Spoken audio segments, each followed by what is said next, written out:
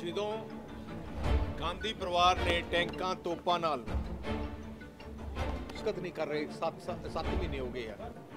ਸੋ ਮੈਂ ਕੌਮ ਨੇ ਸਾਰੇ ਨੇ ਬੇਨਤੀਆਂ ਕੀਤੀਆਂ ਸੀ। ਜਦੋਂ ਗਾਂਧੀ ਪਰਿਵਾਰ ਨੇ ਟੈਂਕਾਂ ਤੋਪਾਂ ਨਾਲ ਸ੍ਰੀ ਦਰਬਾਰ ਸਾਹਿਬ ਹਮਲਾ ਕੀਤਾ, ਹਜ਼ਾਰਾਂ ਬੇਕਸੂਰਾਂ ਨੂੰ ਕਤਲ ਕੀਤਾ ਗਿਆ। ਹਰ ਸਾਲ ਖਾਲਸਾ ਪੰਥ ਇਸ ਦਿਨ ਨੂੰ ਸ਼ਹੀਦਾਂ ਨੂੰ ਯਾਦ ਕਰਦਾ ਹੈ ਤੇ ਬੜਾ ਸਾਰੇ ਖਾਲਸਾ ਪੰਥ ਨੂੰ ਹੀ ਦੁੱਖ ਹੈ। ਉਹਦੇ ਬਾਅਦ ਗਾਂਧੀ ਪਰਿਵਾਰ ਨੇ ਹਜ਼ਾਰਾਂ ਸਿੱਖ ਭੈਣ ਭਰਾਵਾਂ ਨੂੰ ਕਤਲੇਆਮ ਕੀਤਾ।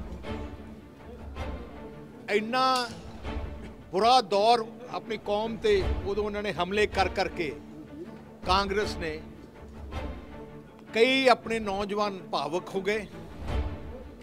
ਉਹਨਾਂ ਨੇ ਇਹ ਜਿਹੇ ਕੰਮ ਕੀਤੇ ਮੋਸ਼ਨਸ ਕਰਕੇ, ਕਿਉਂਕਿ ਉਹਨਾਂ ਨੇ ਦੇਖਿਆ ਕਿ ਸਾਡੇ ਭੈਣ ਭਰਾਵਾਂ ਨੂੰ ਸ਼ਰੇਆਮ ਘਰੋਂ ਕੱਢਿਆ ਜਾ ਰਿਹਾ, ਕਤਲ ਕੀਤਾ ਜਾ ਰਿਹਾ, ਗੁਰੂ ਘਰਾਂ ਤੇ ਹਮਲਾ ਕੀਤਾ ਜਾ ਰਿਹਾ। ਕਈ 100 ਗੁਰੂ ਘਰਾਂ ਨੂੰ ਅਗਨੀ ਭੇਂਟ ਕੀਤਾ ਗਿਆ। ਸੋ ਉਹਨਾਂ ਮੋਸ਼ਨਸ ਨੂੰ ਦੇਖਦੇ ਹੋਏ ਕਈਆਂ ਨੇ ਕੋਈ ਇਹੋ ਜਿਹੇ ਕੰਮ ਕੀਤੇ, ਪਰ ਉਹਨਾਂ ਨੇ ਸਜ਼ਾ ਪੂਰੀ ਕਰ ਲਈ। ਵੱਡੀ ਗੱਲ ਹੈ, ਇੱਕ ਦੇਸ਼ ਵਿੱਚ ਕਾਨੂੰਨ ਹੈ ਕਿ ਇੰਨੇ ਸਾਲ ਤੁਸੀਂ ਕੋਈ ਵੀ ਕਦਮ ਕਰੋ, ਭਾਵੇਂ ਇਮੋਸ਼ਨਸ ਨੂੰ ਦੇਖ ਕੇ ਕਰੋ, ਪਰ ਇੱਕ ਸਜ਼ਾ ਹੁੰਦੀ ਹੈ। ਉਮਰ ਕੈਦ ਦਾ ਮਤਲਬ ਆਪਣੇ ਪੰਜਾਬ 'ਚ ਹੈ 12, 10, 12, 13 ਸਾਲ। ਇੱਥੇ ਆਪਣੇ ਭੈਣ ਭਰਾਵਾਂ ਨੂੰ, ਖਾਲਸਾ ਪੰਥ ਦੇ ਬੱਚਿਆਂ ਨੂੰ, ਕਿਸੇ ਨੂੰ 32 ਸਾਲ, ਕਿਸੇ ਨੂੰ 27 ਸਾਲ, ਕਿਸੇ ਨੂੰ 20 ਸਾਲ। ਦੂਜੀ ਗੱਲ, ਹਰ ਕੈਦੀ ਨੂੰ ਰਾਈਟ ਹੈ ਪੈਰੋਲ ਦਾ, ਇਹਨਾਂ ਨੂੰ ਪੈਰੋਲ ਵੀ ਨਹੀਂ ਦਿੱਤੇ ਗਏ। ਦੇਖੋ, ਇੱਕ 8x8 ਦੇ ਇੱਕ ਕਮਰੇ 'ਚ ਤੁਸੀਂ ਉਹਨਾਂ ਨੂੰ 28 ਸਾਲ ਰੱਖਿਆ, ਇੱਕ ਪਿੰਜਰਾ ਹੀ ਸਮਝ ਲਓ, 28 ਸਾਲ ਰੱਖਿਆ। ਭਾਈ ਰਾਜੋਆਣਾ ਸਾਹਿਬ 8x8 ਕਮਰੇ 'ਚ ਉਹਨੂੰ ਰੱਖਿਆ ਗਿਆ 28 ਸਾਲ। ਇੱਕ ਦਿਨ ਵਾਸਤੇ ਪੈਰੋਲ ਮਿਲਿਆ, ਉਹ ਵੀ 2 ਘੰਟੇ ਵਾਸਤੇ। ਦੇਖੋ ਕਿੱਡਾ ਵੱਡਾ ਜ਼ੁਲਮ ਹੈ, ਹਿਊਮਨ ਰਾਈਟਸ ਵਾਇਲੇਸ਼ਨ ਹੈ। ਸ਼੍ਰੋਮਣੀ ਅਕਾਲੀ ਦਲ ਪੰਥ ਦੀ ਨੁਮਾਇੰਦਾ ਜਥੇਬੰਦੀ ਹੈ। ਅਸੀਂ ਸਾਰੀ ਪੰਥ ਨੂੰ, ਸਾਰਾ ਪੰਥ ਇਕੱਠਾ ਹੋਇਆ। ਸ਼੍ਰੀ ਅਕਾਲ ਤਖਤ ਸਾਹਿਬ ਜੀ ਨੇ ਹੁਕਮ ਦਿੱਤਾ ਕਿ ਸਾਰੇ ਪੰਥ ਨੂੰ, ਬੰਦੀ ਸਿੱਖ ਜਿਹੜੇ ਆਪਣੇ ਭੈਣ ਭਰਾ ਆਪਣੇ ਜੇਲ੍ਹਾਂ 'ਚ ਆ, ਉਹਨਾਂ ਨੂੰ ਬਾਹਰ ਕੱਢਣ ਵਾਸਤੇ ਆਪਾਂ ਪੰਥ ਇਕੱਠਾ ਹੋਏ। ਉਹਨਾਂ ਦੇ ਆਦੇਸ਼ ਦੇ SGPC ਦੀ ਡਿਊਟੀ ਲਾਈ। ਅਸੀਂ ਸਾਰੇ ਇਕੱਠੇ ਹੋਏ, ਇੱਕ ਝੰਡੇ ਥੱਲੇ, ਇੱਕ ਮਕਸਦ ਦੇ ਥੱਲੇ ਇਕੱਠੇ ਹੋਏ ਕਿ ਬੰਦੀ ਸਿੱਖ ਭਰਾਵਾਂ ਨੂੰ ਅਸੀਂ ਜੇਲ੍ਹਾਂ 'ਚੋਂ ਛੁਡਾਉਣਾ ਹੈ। ਉਸ ਮੂਵਮੈਂਟ 'ਚ ਅਸੀਂ ਦੇਸ਼ ਦੇ ਪ੍ਰਧਾਨ ਮੰਤਰੀ ਨੂੰ ਚਿੱਠੀ ਲਿਖੀ, ਕੇਜਰੀਵਾਲ ਨੂੰ ਚਿੱਠੀ ਲਿਖੀ, ਕਿਉਂਕਿ ਪ੍ਰੋਫੈਸਰ ਭੁੱਲਰ ਸਾਹਿਬ ਇੱਕ ਦਿਨ 1 ਘੰਟੇ 'ਚ ਰਿਹਾ ਹੋ ਸਕਦੇ ਹੈ, ਕਿਉਂਕਿ ਇਕੱਲੇ ਦਸਤਖਤ ਕੇਜਰੀਵਾਲ ਦੇ ਚਾਹੀਦੇ, ਇਕੱਲੇ ਦਸਤਖਤ। ਥੱਲੋਂ ਵੀ ਸਾਰੀ ਸਰਕਾਰ ਦੇ ਅਫਸਰਾਂ ਨੇ ਲਿਖ ਦਿੱਤਾ ਕਿ ਇਹਨਾਂ ਨੂੰ ਰਿਹਾ ਕੀਤਾ ਜਾਏ, ਪਰ ਉਹ ਦਸਤਖਤ ਨਹੀਂ ਕਰ ਰਹੇ। 7 ਮਹੀਨੇ ਹੋ ਗਏ ਆ। ਸੋ ਮੈਂ ਕੌਮ ਨੇ ਸਾਰੇ ਨੇ ਬੇਨਤੀਆਂ ਕੀਤੀਆਂ ਸੀ ਕਿ ਆਪਾਂ ਸਾਰੇ ਇੱਕ ਝੰਡੇ ਥੱਲੇ ਇਕੱਠੇ ਹੋਈਏ, ਇੱਕ ਸੁਨੇਹਾ ਭੇਜੀਏ ਸੈਂਟਰ ਦੀ ਸਰਕਾਰਾਂ ਨੂੰ ਕਿ ਪੰਜਾਬ ਸਿੱਖ ਕੌਮ ਕੀ ਚਾਹੁੰਦੀ ਹੈ। ਤੁਸੀਂ ਯਾਦ ਹੋ ਗਿਆ 99 ਮਾਨ ਸਿਮਰਨਜੀਤ ਸਿੰਘ ਮਾਨ ਜੇਲ੍ਹ ਸੀ, ਉਹਨਾਂ ਨੂੰ ਛੁਡਾਉਣ ਵਾਸਤੇ ਸਿੱਖ ਪੰਥ ਇਕੱਠਾ ਹੋਇਆ ਤੇ ਉਹਨਾਂ ਨੂੰ ਜਿਤਾਇਆ। ਜਦੋਂ ਜਿੱਤ ਗਏ ਤੇ ਉਹਨਾਂ ਨੂੰ ਰਿਹਾ ਕੀਤਾ ਗਿਆ।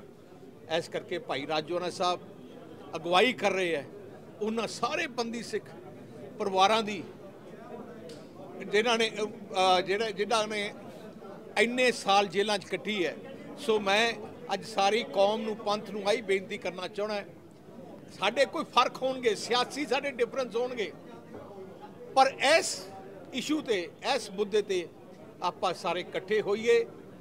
ਭੈਣ ਕਮਲਜੀਤ ਰਾਜੋਆਣਾ ਜੀ ਨੂੰ ਆਪਾਂ ਜਿਤਾਈਏ, ਇੱਕ ਸੈਂਟ ਪਾਰਲੀਮੈਂਟ 'ਚ ਭੇਜ ਕੇ ਇੱਕ ਸੁਨੇਹਾ ਦਈਏ ਕਿ ਕੌਮ, ਸਾਡੇ ਜਿਹੜੇ ਯੋਧੇ ਆ, ਜਿਹੜੇ ਇੰਨੇ ਸਾਲ ਸਫ਼ਰ ਕਰ ਚੁੱਕੇ ਹੈ, ਉਹ ਜੇਲ੍ਹਾਂ 'ਚ ਬਾਹਰ ਆਉਣ।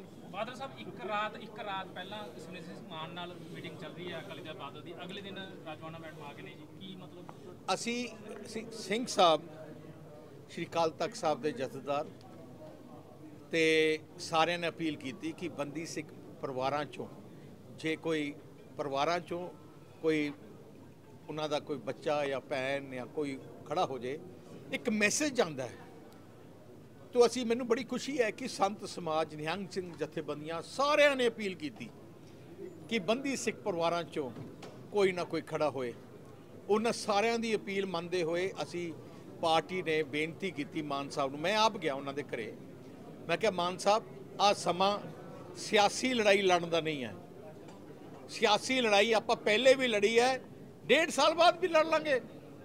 1.5 साल बाद पार्लीमेंट दे इलैक्शन होने हैं, असी एवं ही करते हैं। असी तुहानूं 1.5 साल बाद असी तुहानूं पूरी सपोर्ट करांगे, पर ऐकती क्योंकि आ अपनी कौम का मसला है, बंदी सिख परिवारां नूं छुड़ाउण दा मसला है। मान साहब तुसी साडे नाल रल के कोई भी चुन लो, किसी नूं भी चुन लो परिवारां चों, पर वो अपने जिद ते अड़े कि मैं तो लड़ना ही लड़ना है।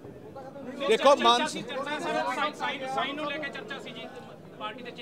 कोई पार्टी के चिन्ह नूं लेके चर्चा नहीं सी। असी आई क्या सी अपील की सी कि बंदी सिख परिवारों तो, क्योंकि अकाल तख्त साहब के जथेदार संत समाज निहंग सिंह जथेबंदियां सारी संप्रदा ਜਿਹੜੀਆਂ सी ते ਜਿਹੜੀਆਂ बंदी सिख संघर्ष मोर्चा है सारे ने कहा सी आपां भावें कॉमन कैंडिडेट होए कुछ होए, असी भी तैयार सी कॉमन कैंडिडेट दे।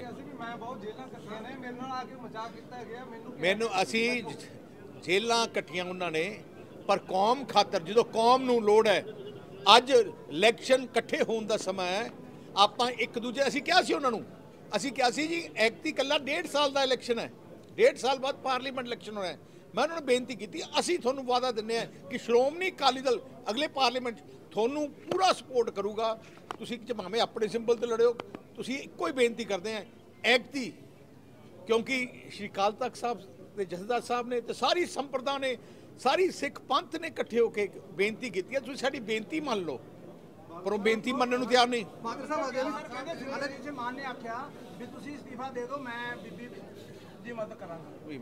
ਹੁਣ ਬਚਪਨਾਂ ਦੀ ਗੱਲ, ਬਚਪਨ ਦੀ ਗੱਲ, ਅਸੀਂ ਜਦੋਂ ਬੇਨਤੀ ਨਾ ਮੈਂ ਅਸਤੀਫਾ ਉਹਨਾਂ ਤੋਂ ਮੰਗਣ ਗਏ, ਅਸੀਂ ਤਾਂ ਉਹਨਾਂ ਦੀ ਇਕੱਲੇ ਸਪੋਰਟ ਮੰਨਣ ਗਏ ਆ। ਸਰ 3 ਵਾਰ ਆਏ ਨੇ, ਕੋਈ ਦੁਬਾਰਾ ਬਾਈ ਇਲੈਕਸ਼ਨ ਹੈ ਜਿਹੜਾ, ਥੈਂਕ ਯੂ ਬਾਈ ਇਲੈਕਸ਼ਨ ਬੀਬੀ ਜੀ ਬੋਲਣੇ ਸਰਕਾਰਾਂ ਦਾ ਰਿਹਾ ਨਾ, ਕੇਂਦਰ ਤੇ ਸਰਕਾਰ ਨੇ ਕਿਹੜਾ ਵੱਡਾ ਚੈਲੰਜ ਮੰਨ ਰਹੇ ਜਿਸ ਚੀਜ਼ ਨੂੰ ਬੰਦੀ ਸਿੰਘਾਂ ਨੂੰ ਪ੍ਰਧਾਨ ਲਾਓ।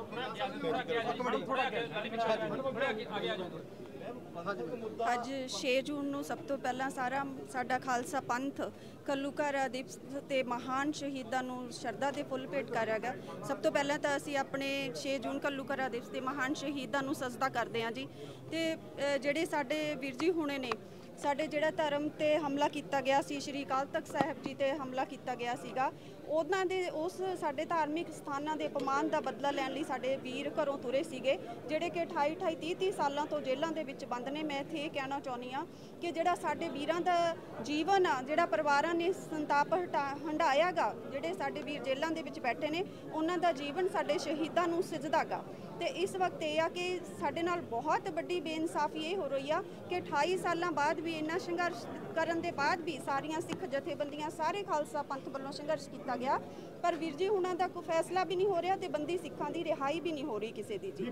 ਤੇ ਇਸ ਲਈ ਸ਼੍ਰੀ ਅਕਾਲ ਤਖਤ ਸਾਹਿਬ ਜੀ ਦੇ ਆਦੇਸ਼ ਦੇ ਅਨੁਸਾਰ ਅਸੀਂ ਜਿਹੜੀ ਸਾਡੇ ਕੋਲੇ ਬੇਨਤੀ ਆਈ ਸੀ ਖਾਲਸਾ ਪੰਥ ਵੱਲੋਂ, ਸਿੱਖ ਜਥੇਬੰਦੀਆਂ ਵੱਲੋਂ, ਸ਼੍ਰੋਮਣੀ ਅਕਾਲੀ ਦਲ ਜੋ ਕਿ ਪੰਥ ਦੀ ਨੁਮਾਇੰਦਾ ਜਥੇਬੰਦੀ ਹੈ, ਉਸ ਅਪੀਲ ਨੂੰ ਵੀਰ ਜੀ ਨੇ ਮਨਜ਼ੂਰ ਕੀਤਾ। ਇਸ ਲਈ ਅਸੀਂ ਅੱਜ ਬੰਦੀ ਸਿੰਘਾਂ ਦੀ ਲੜਾਈ ਲੜਨ ਵਾਸਤੇ ਅੱਗੇ ਆਏ ਹਾਂ ਜੀ। ਬੀਬੀ ਜੀ ਮਾਨ ਸਾਹਿਬ ਨੂੰ ਤੁਸੀਂ ਅਪੀਲ ਕੀਤੀ ਸੀ, ਕੀ ਉਹਨਾਂ ਦਾ ਕੋਈ ਰਿਸਪੌਂਸ ਆਇਆ ਜੀ? ਅਸੀਂ ਤਾਂ ਮਾਨ ਸਾਹਿਬ ਨੂੰ ਅੱਜ ਵੀ ਅਪੀਲ ਕਰਦੇ ਹਾਂ, ਕਿਉਂਕਿ ਜਦੋਂ ਮਾਨ ਸਾਹਿਬ ਨੂੰ ਫਾਂਸੀ ਦੀ ਸਜ਼ਾ ਹੋਣ ਵਾਲੀ ਸੀ ਤਾਂ ਸਾਰੀ ਕੌਮ ਨੇ ਉਹਨਾਂ ਦਾ ਸਾਥ ਦਿੱਤਾ ਸੀ। ਅੱਜ 28 ਸਾਲ ਹੋ ਗਏ ਮੇਰੇ ਵੀਰ ਜੀ ਜਿਹੜੇ ਨੇ ਫਾਂਸੀ ਦੇ ਤਖਤੇ ਤੇ ਖੜੇ ਨੇ, 15 ਸਾਲਾਂ ਤੋਂ 8/10 ਦੀ ਫਾਂਸੀ ਕੋਠੀ 'ਚ ਬੰਦ ਨੇ, ਅੱਜ ਤੱਕ ਵੀ ਉਹਨਾਂ ਦੀ ਫਾਂਸੀ ਦੀ ਸਜ਼ਾ ਜਿਹੜੀ ਆ ਰੱਦ ਨਹੀਂ ਹੋਈ।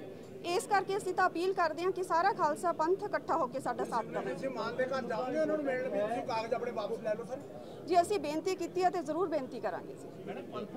Thank you.